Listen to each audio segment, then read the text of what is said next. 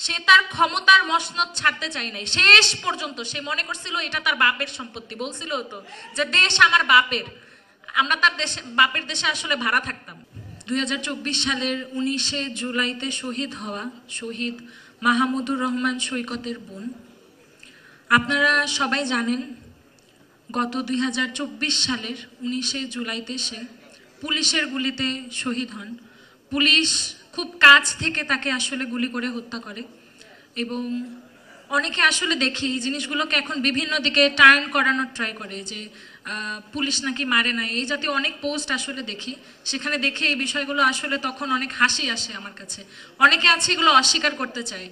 আমি জানি না, মানে আপনারা এখানে যারা আছেন তারাও যদি কখনো অস্বীকার করেন, আমাদের অস্বীকার করার কোনো উপায় নাই।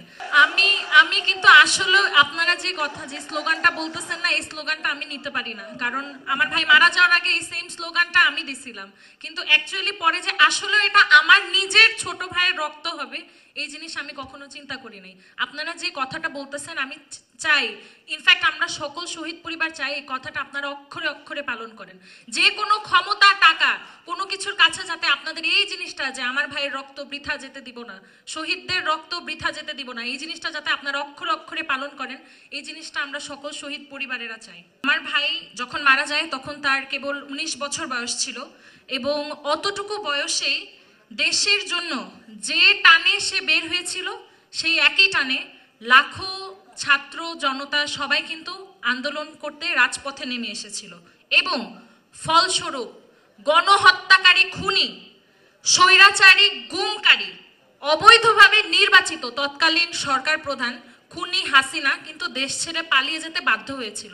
সে কিন্তু এমনি দেশ ছাড়েনি, শেষ পর্যন্ত সে তার ক্ষমতার মসনদ ছাড়তে চায় নাই। শেষ পর্যন্ত সে মনে করছিল এটা তার বাপের সম্পত্তি, বলছিল তো যে দেশ আমার বাপের, আমরা তার দেশে বাপের দেশে আসলে ভাড়া থাকতাম। এটা আমার কাছে এখনো মনে হয় বিষয়টা। কিছুক্ষণ আগে জাহিদ ভাইয়া যে আছেন উনি বলে গিয়েছিলেন যে শহীদদের হত্যার বিচার হওয়া পর্যন্ত আপনারা কেউ ঘরে ফিরে যাবেন না। এই কথাটা আমরা আসলেও সকল শহীদ পরিবার আমরা আশা করব আপনারা আসলেও কেউ প্রত্যেকটা শহীদ, আমাদের এখন বর্তমানে গ্যাজেটে আছে 844 জন শহীদ, এই 844টা হত্যাকাণ্ডের বিচার হওয়া পর্যন্ত আমি আশা করব আপনারা আসলেও কেউ ঘরে ফিরে যাবেন না। কারণ আমাদের যাতে দিন শেষে এই জিনিসটা মনে না হয় আমার ভাইটা শুধু শুধু মারা গেছে, এই কথাটা যাতে কখনো আমাদের বলা না লাগে। যদিও অনেক সময় এখনো কষ্টে এই কথাটা বলে ফেলি যে মনে হয় এমনি এমনি মারা গেল, চেঞ্জ তো কিছু হইলো না। একটু আগে বলে গেল না, চাঁদা কিন্তু ঠিকই হয়, চাঁদাবাজি ঠিকই হয়, শুধু পকেট চেঞ্জ হয়েছে। আমরা কিন্তু এই চেঞ্জটা চাই নাই, আমরা চাইছিলাম পুরা দেশটা বদলায় যাবে, কিন্তু সেটা কিন্তু এখনো পসিবল হয় নাই। কিন্তু যতদিন বা যতক্ষণ পর্যন্ত পসিবল না হবে আমি আসলেও চাবো আপনারা সবাই আসলে ঘরে ফিরে যাবেন না। কারণ আমরা সবাই যখন আন্দোলনে নামছিলাম রাজপথে কেউ কিন্তু জানতাম না এটার এন্ডিং যে 5 আগস্ট হবে, এটা আমরা কেউ জানতাম না। আমরা কিন্তু ওই প্রিপারেশন নিয়েই নামছিলাম, যতক্ষণ আমরা আমাদের দেশটাকে বদলাতে না পারবো ততক্ষণ আমরা রাস্তায় থাকবো, এরকম একটা ইন্টেনশন আমাদের ছিল। আমরা বলি না আমরা সবাই বাংলাদেশ পন্থী, আমরা কোনো রাজনৈতিক পন্থী না, আমরা সবার আগে নিজের দেশটার কথা চিন্তা করি।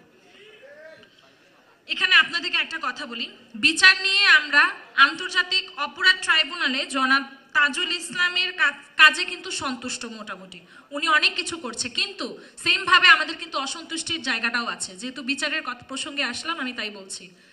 আপনারা হয়তো জানেন যে সকল শহীদ পরিবার কিন্তু আন্তর্জাতিক অপরাধ ট্রাইব্যুনালে যে মামলা করেছে তা কিন্তু না, কোর্টে থানায়ও কিন্তু মামলা করেছে, সবাই কিন্তু আন্তর্জাতিক অপরাধ ট্রাইব্যুনাল রিচ করতে পারে নাই।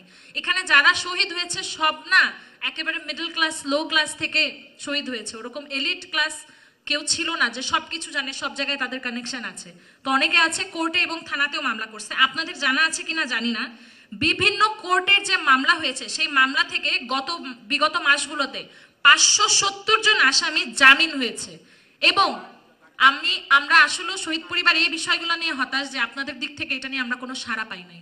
আমরা আশা করব আজকে যেহেতু আপনাদের সকলের সামনে এই ব্যাপারটা আমি বলেছি, আপনারা এই জিনিসটা নিয়ে কনসার্ন হবেন এবং যে কোর্ট থেকে তাদের জামিন হয়েছে, যে জাজ তাদের জামিন দিয়েছে, সেগুলো নিয়ে অবশ্যই আপনারা কথা বলবেন, এটা আমি আশা করি। যেহেতু আপনারা বলছেন যে বিচার হওয়া পর্যন্ত ঘরে ফিরে যাবেন না, এটা যাতে শুধু মুখের কথাতেই সীমাবদ্ধ না থাকে, আমরা কাজেও দেখতে চাই। আমাদের সকল শহীদ পরিবারদের সাথে কিন্তু আপনাদের একটা ঘনিষ্ঠতা আছে। আপনারা অনেক সময় বাসায় আসেন, আমাদের বাবা মার সাথে দেখা করে যান, কথা বলে যান। এই জিনিসটা আমরা অনেক বেশি পছন্দ করি। আমরা এই জিনিসটা ভালো ফিল করি যে না, আপনারা ভুলেননি আমাদের কথাটা। কারণ আমি মনে করি এই যে এনসিপি আছেন, তারপর যুব শক্তি, বা আজকে যে নতুন দল আসবে, এই টোটাল দল, আমি মনে করি এদের সবার বৈধতা হচ্ছে আমাদের শহীদ পরিবার এবং আহত যারা আছে তারা।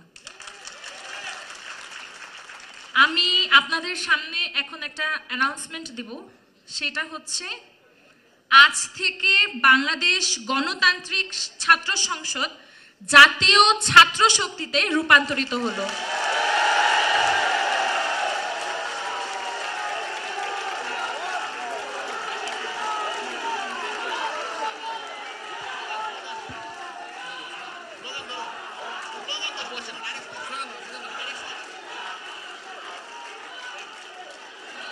আমরা মনে হয় অনেক বেশি খুশি নতুন নাম পেয়ে, নাকি? আমাদের নতুন নামে কি স্লোগান হবে?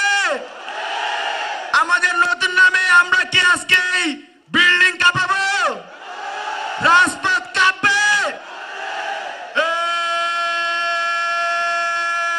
জাতীয় ছাত্র শক্তি